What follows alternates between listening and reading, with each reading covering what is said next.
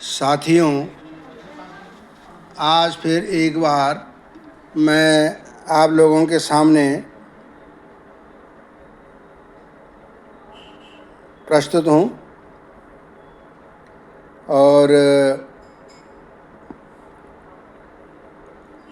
ये प्रस्तुति आप लोगों के लिए एक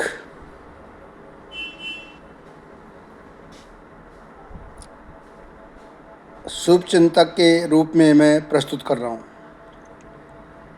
आजकल आप देख रहे होंगे पहलगाम अटैक के बाद जो सारी कार्रवाई जो चल रही है पाकिस्तान और हिंदुस्तान के द्वारा, या ये समझ लो कि हिंदुस्तान के द्वारा, क्योंकि पाकिस्तान तो हिंदुस्तान के आगे कहीं टिकता नहीं है।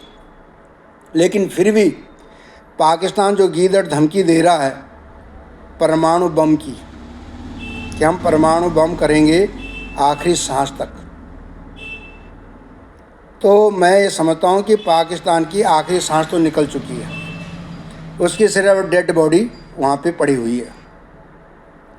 मैं आप लोगों से एक विनती करता हूँ कि आप ये देखिए कि जितने भी टीवी चैनलों में डिबेट हो रहे हैं, सब के सब डिबेट में, चाहे वो ईटी नाउ भारतवर्ष वाला न्यूज़ पाठशाला का शो हो जो कि रोज़ 8:50 पर टीवी पे दिखाया जाता है, जिसमें कि सुशांत सिन्हा जी न्यूज़ की पाठशाला के हिसाब से सबकी बाट लगाते हैं, सबकी क्लास लगाते हैं।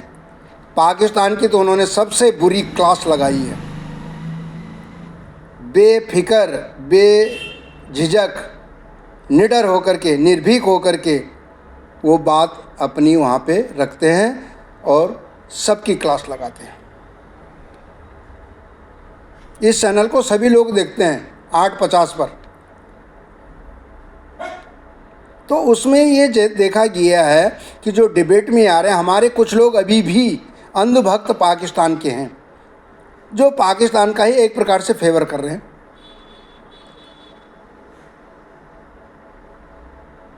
कि पाकिस्तान ने धर्म पूछकर यहाँ पे जो आतंकवाद की कार्रवाई करवाई कि अगर हिंदू हो तो उनको गोली मार दिया।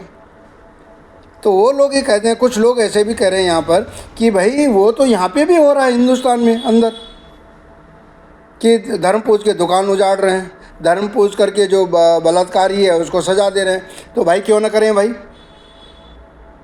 ये बताए क्यों ना करें। तुम जब कोई भी इंसान, चाहे वो मुसलमान हो या हिंदू हो, कोई भी है तो इंसान ही ना। लेकिन अगर जो गलत काम करेगा तो उसकी सज़ा भी तो गलत होनी चाहिए कि नहीं होनी चाहिए। यहाँ पे हमारे एक रिटायर फौजी अफसर हैं गौरव आर्या, उन्होंने तो पाकिस्तान की ऐसी लताड़ लगाई है कि आज तक मैंने कभी ऐसा सुना भी नहीं। बहुत बुरी लताड़ों लगाते हैं और यहाँ तक जो हिंदुस्तान के खिलाफ और विरोध में बोलते हैं तो उनकी भी क्लास लगाते हैं।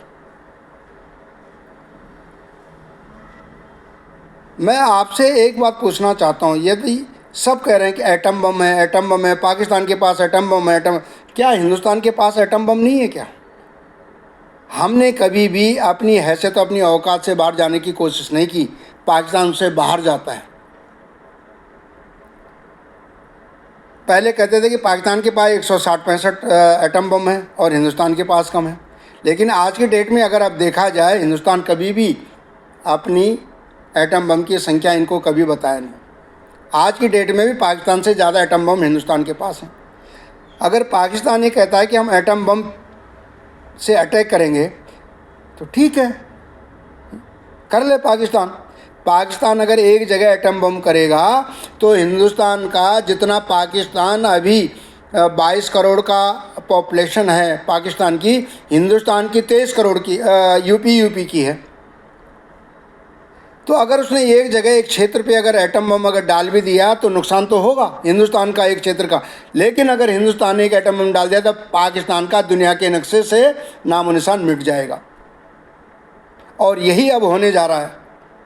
लेकिन उसमें क्या कर रखा है, पाकिस्तान क्या कर रहा है, उसके जितने मौलाना हैं, उग्रवादी हैं, आतंकवादी हैं, मुनीर है, मुनीर भी एक आतंकवादी ही है जिसने ये पहलगाम अटैक करवाया।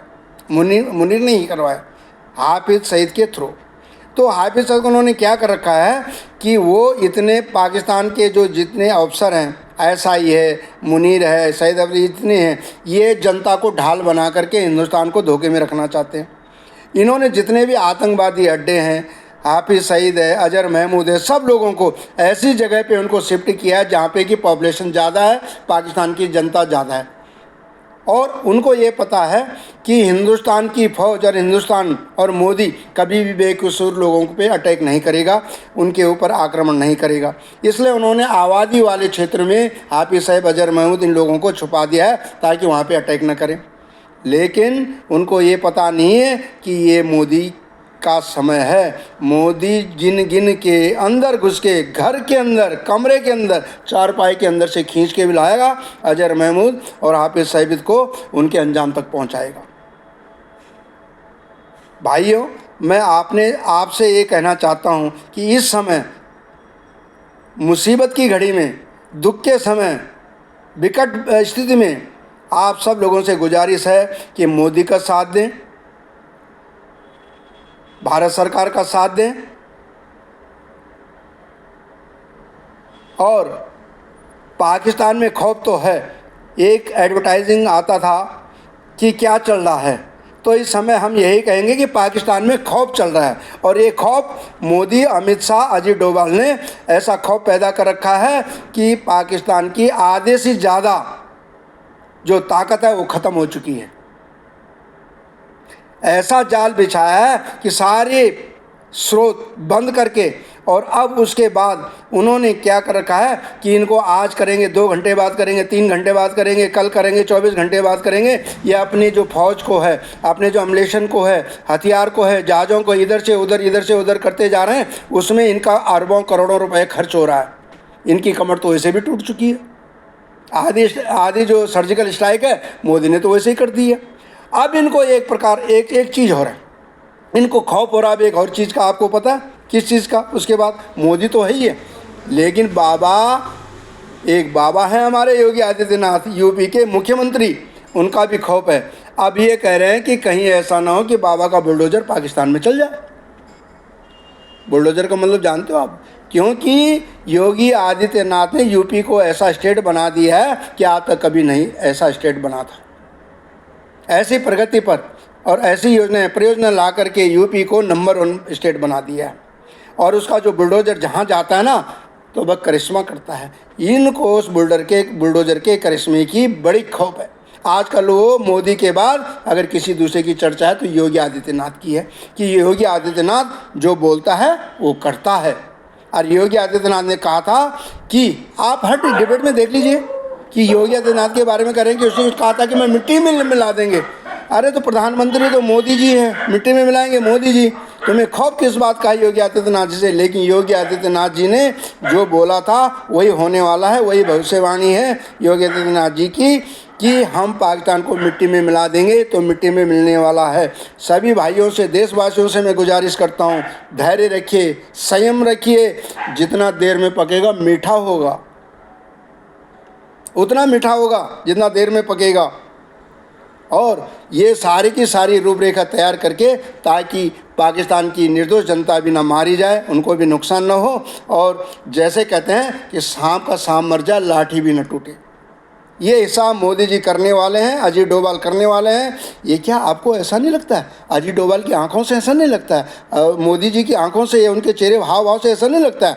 आज तो राजनाथ सिंह जी ने भी कह दिया कि ये मेरा कर्तव्य है, ये मेरी ड्यूटी है, मैं पाकिस्तान से बदला जरूर लूँगा। अपने देश की सुरक्षा करना मेरा कर्तव्य है, मेरा धर्म है, मेरी ड्यूटी है, मैं पाकिस्तान को छोड़ूंगा नहीं। इससे ज़्यादा आपको क्या चाहिए? अब बताइए। अब आप ये कह रहे हैं कि भाई ताज़ा ताज़ा गरम गरम खाना तो मुँह भी जलेगा ना, ठंडा होने दीजिए, देख लीजिए क्या हश्र होता है। तो मैं भाइयों आप लोगों से यही विनती करता हूं कि जितने भी यहाँ टीवी चैनल में डिबेट हो रहे हैं, बहुत सारे चैनल हैं, इस समय हिंदुस्तान की पूरी जनता, किसी भी धर्म का हो, किसी भी जाति का हो, सब एकजुट हैं। हम भी कह रहे हैं कि हम देखो हिंदू हैं या मुसलमान हैं, कोई भी है, अगर वहाँ पे ज़रूरत पड़ी तो हमारी भी इतनी उम्र है, 63-64 साल की उम्र हो गई है, अगर देश की जनता, देश की सेवा करने के लिए अगर हमें भी वहाँ मानो बम बना करके भेज दिया तो हम पाकिस्तान में जा करके फट जाएंगे और वहाँ पाकिस्तान का नामो निशान मिट जाएंगे। अगर सरकार हमें ये आदेश देती है, हम देश के लिए मर मिटने के लिए तैयार हैं। अगर हमारी उम्र अगर 15 साल है, अगर हम अभी देश के लिए शहीद हो जाते हैं, मर मिट जाते हैं, तो हम ये समझेंगे कि हम 50 साल और जी गए। तो मैं इसीलिए आप लोगों से एक विनती करता हूँ कि धैर्य रखिए, संयम रखिए। इस समय मोदी का साथ दीजिए, सरकार का साथ दीजिए। इस संकट की घड़ी में अपने लोगों के प्राण बचाने के लिए हमें अगर अपने प्राणों की, अपने बेकसूर लोगों के प्राण बचाने के लिए हमने अपने प्राणों की आहुति भी अगर देनी पड़ेगी तो हमें कोई हर्ज नहीं है, हम इसमें पीछे नहीं हैं। और इसलिए मैं आप लोगों से विनती करता हूँ कि कृपया देश के साथ एकजुट से, मोदी जी के साथ एकजुट होकर के खड़े रहिए। धन्यवाद।